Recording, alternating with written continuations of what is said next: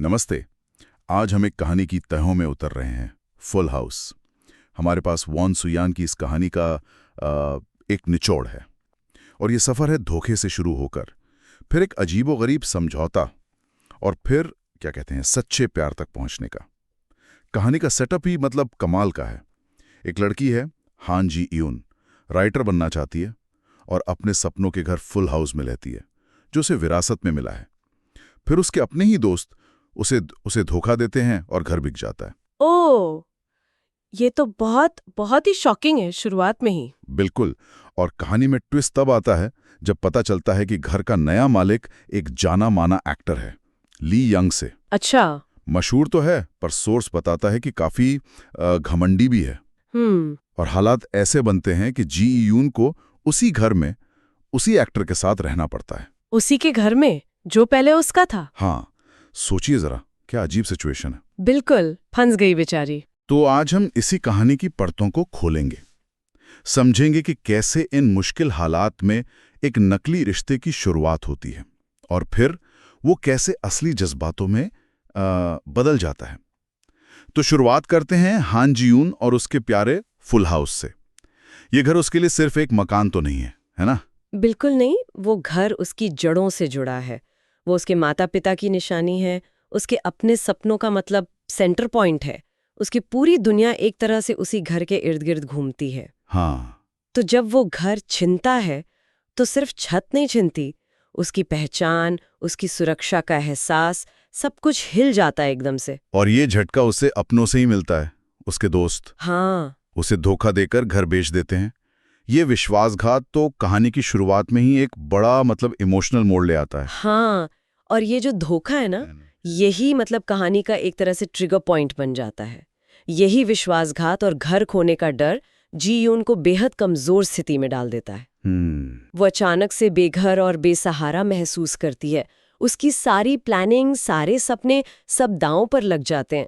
यहीं से उसके संघर्ष की कहानी शुरू होती है। और इसी नाजुक मोड़ पर एंट्री होती है ली यंग जे की। मशहूर एक्टर, थोड़ा घमंडी, दो बिल्कुल अलग दुनिया के लोग। बिल्कुल विपरीत। जाहिर है शुरुआत अच्छी नहीं होती। सोच कहता है मिलते ही ठन जाती है। अच्छा। हाँ, हमें पता चलता है कि वो हर छोटी बड़ी बात पे झगड़ते हैं। मतलब पहली मुलाकात में प्यार वाली कोई बात ही नहीं, सीधा टकराव।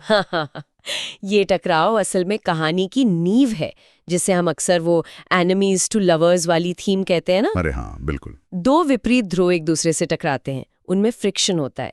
लेकिन यही फ्रिक्शन, यही नोक-झोंक अनजाने में उनके बीच एक कनेक्शन बना रही होती है। सही बात है। वो एक दूसरे को नोटिस करने लगते हैं, भले ही गुस्से में ही सही। और फिर कहानी एक और अप्रत्याशित मोड़ लेती है, कॉन्ट्रैक्ट मैरिज। ओहो। यंग जे, जिसे अपनी पब्लिक इमेज की बहुत फिक्र है, जीवन को एक दिखावे की शादी का प्रस्ताव देता है। एक एक्टर अपनी इमेज बचाने के लिए शादी का नाटक कर रहा है। क्या बात है। ये जो कॉन्ट्रैक्ट मैरिज का कॉन्सेप्ट है ना, ये कहानी में कई परतें जोड़ता है। ये सिर्फ प्लॉट को आगे बढ़ाने का एक तरीका नहीं है। ये दिखाता है कि कैसे समाज में, खासकर सेलिब्रिटी कल्चर में, इमेज और असलियत के बीच एक गहरी खाई हो सकती है। भारी दिखावा कितना जरूरी हो जाता है। और जीवन मान भी जाती है। उसकी मजबूरी है उसका घर। हाँ। वो फुल हाउस को खोना नहीं चाहती, इसलिए इस अजीबोगरीब समझौते के लिए तैयार हो जाती है। क्या ये सिर्फ घर बचाने की बेताबी थी, या कहीं ना कहीं इस सिचुएशन में एक अजीब सा थ्रिल भी था उसके लिए? आप क्या सोचती हैं? ये बहुत अच्छा सवाल है। देखिए, सतह पर तो ये घर बचाने की मजबूरी ही लगती है, जाहिर है। हाँ। फुल हाउस उसकी पहचान का हिस्सा है, जैसा हमने कहा। हाँ। ये जो बनावटीपन है ना इस रिश्ते का, ये अनजाने में एक ऐसी जगह बनाता है जहां शायद वो दोनों ज्यादा ईमानदार हो सकें एक दूसरे से, क्योंकि उम्मीदें तो हैं ही नहीं। ये दिलचस्प नजरिया है। वाह।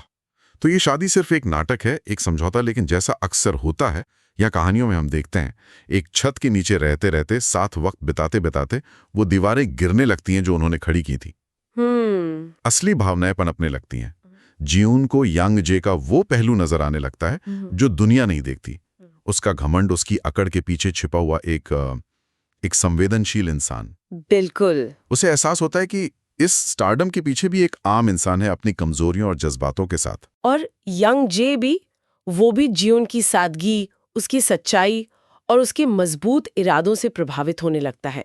उसे शायद पहली बार कोई ऐसा मिलता है जो उसकी स्टारडम से प्रभावित नहीं है, बल्कि उसके असली रूप को देखता है या कम से कम देखने की कोशिश करता है। सही। वो उसकी नेकी और जिंदादिली को पहचानने लगता है। तो ये जो बदलाव आ रहा है दोनों में, ये कैसे मुमकिन होता है? क्या सिर्फ साथ रहने से ऐसा होता है या कुछ और भी है? देखिए, साथ रहना निश्चित रूप से एक बड़ा फैक्टर है। रोजमर्रा की जिंदगी शेयर करना, एक दूसरे को बिना मेकअप, बिना तैयारी के देखना, ये सब पर्दे हटाता है ना? हाँ, ये तो है। लेकिन उससे भी बढ़कर मुझे लगता है ये जो उनकी शुरुआती लड़ाइयाँ थीं और फिर ये जो नकली शादी का ढांचा था, इसने उन्हें एक दूसरे को अलग तरह से देखने पर मजबूर किया। अच्छा। यंग जे की जो पब्लिक इमेज है और जो उसका घर के अंदर का रूप है, उसका कॉन्ट्रास्ट जून को दिखता है, और जून की जो मजबूती है मुश्किल हालात में, वो यंग जे को नजर आती है। ये साझा अनुभव, उनकी जो पहले की धारणाएं थीं एक दूसरे के बारे में, उनको तोड़ते हैं। लेकिन रास्ता इतना सीधा भी नहीं होता। सोर्स में लिखा है। कहाँ होता है सीधा रास्ता ऐसी कहानियों में? सही बात है। कहानी में गलतफहमियां हैं, जलन है, बाहरी दखलंदाजी है, पूरा ड्रामा है। ये सब उनके उभरते हुए रिश्ते को टेस्ट करता है। बिल्कुल। और ये चुनौतियां जरूरी भी है, मैं कहूंगी। अक्सर बाहरी टकराव ही अंदरूनी जज्बातों को सतह पर लाता है, उन्हें साफ करता है। अच्छा, कैसे? देखिए, अगर सब कुछ आसानी से चलता रहता तो शायद जीयून और यंगजे कभी रुककर ये सोचते ही नहीं कि उनके बीच जो पनप रहा है वो कितना गहरा और असली है। ये मुश्किलें उन्हें मजबूर करती हैं अपने एहसास को कबूल करने के लिए, एक दूसरे के लिए स्टैंड लेने के लिए। हाँ, ये बात तो है। दबाव में ही असली चीज बाहर आती है। बिल्कुल। और आखिरकार इन सब उतार चढ़ाव के बाद वो इस नतीजे पर पहुंचते हैं कि ये रिश्ता अब सिर्फ एक कॉन्ट्रैक्ट नहीं रहा, ये सच्चा प्यार है। उन्हें एहसास होता है कि उन्होंने अनजाने में ही सही एक दूसरे में वो ढूंढ लिया है जिसकी उन्हें तलाश थी। हाँ, वो समझ जाते हैं कि उनकी भावनाएं दिखावटी नहीं बल्कि वास्तविक है। वो जो एक मजबूरी के तहत शुरू हुआ था, वो अब उनकी जरूरत बन गया है, उनकी खुशी बन गया है। वाह। ये एहसास ही कहानी का भावनात्मक क्लाइमैक्स है। और कहानी खत्म होती है एक सुकून भरे नोट पर। जीऊन को उसका प्यारा फुल हाउस वापस मिल जाता है, आखिरकार। वो घर जिसके लिए सारा किस्सा शुरू हुआ था। लेकिन अब उस घर का मतलब बदल चुका है। हाँ, है ना? बिल्कुल बदल चुका है। वो सिर्फ एक इमारत या विरासत नहीं है, वो उनके नए जीवन, उनके प्यार और उनके साझा भविष्य का प्रतीक बन गया है। यहाँ प्रतीकात्मक बहुत खूबसूरत तरीके से काम करता है। घर जो कहानी के शुरू में खोई हुई सुरक्षा और जीवन के अकेलेपन का प्रतीक था, हाँ, बीच में एक समझौते का गवाह बना, और अंत में वो उनके अर्जित प्रेम और साथ रहने की खुशी का प्रतीक बन जाता है। बिल्कुल। ये कहानी को एक पूर्णता देता है, एक सर्कल पूरा होता है। जो घर खो गया था वो अब एक नए अर्थ के साथ वापस मिला है। तो इस पूरी कहानी से, इस पूरे विश्लेषण से हम क्या लेकर जा सकते हैं? हमने देखा कि कैसे धोखा, डर और एक बिल्कुल बनावटी समझौता भी अनजाने में गहरे और सच्चे प्यार का रास्ता बना सकता है। फुल हाउस हमें दिखाती है कि जिंदगी की सबसे मुश्किल और अजीब हालात भी हमें किसी के करीब ला सकते हैं। और एक बात जो गौर करने वाली है वो ये कि कैसे ये कॉन्ट्रैक्ट, ये जो पूरी तरह से नकली व्यवस्था थी, उसी ने असल में दोनों किरदारों को एक दूसरे को ईमानदारी से देखने और समझने का मौका दिया। हाँ, शायद अगर वो सामान्य परिस्थितियों में मिलते तो अपने अपने मुखौटों और पूर्वाग्रहों के साथ वो कभी एक दूसरे के इतने करीब आ ही नहीं पाते। सही कह रही हैं आप। कभी कभी सबसे बनावटी स्थितियां ही हमें सबसे ज्यादा असली बना देती हैं या असली देखने का मौका देती हैं। बिल्कुल। उस बनावटीपन ने शायद उन्हें सुरक्षित महसूस कराया कि वो अपना असली रूप दिखा सके, क्योंकि उम्मीदें थी ही नहीं, क्या पता। हाँ, हो सकता है।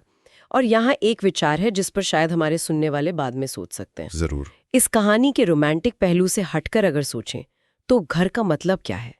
क्या ये सिर्फ दीवारें और छत है, या घर वो जगह है जहाँ हमारे रिश्ते पनपते हैं, जहाँ हम सुरक्षित महसूस करते हैं, जहाँ हम खुद हो सकते हैं? गहरा सवाल है। क्या घर वो जगह बन सकती है जिसकी शुरुआत भले ही एक समझौते से हुई हो, लेकिन जहाँ अंत में दिल बस जाए?